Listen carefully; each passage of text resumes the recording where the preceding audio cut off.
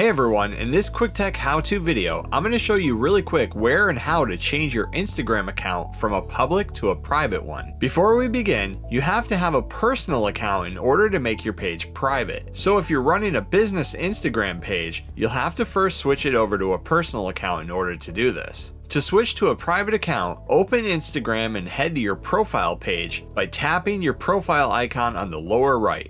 Once on your profile page, tap the 3-line menu button on the top right and then select Settings.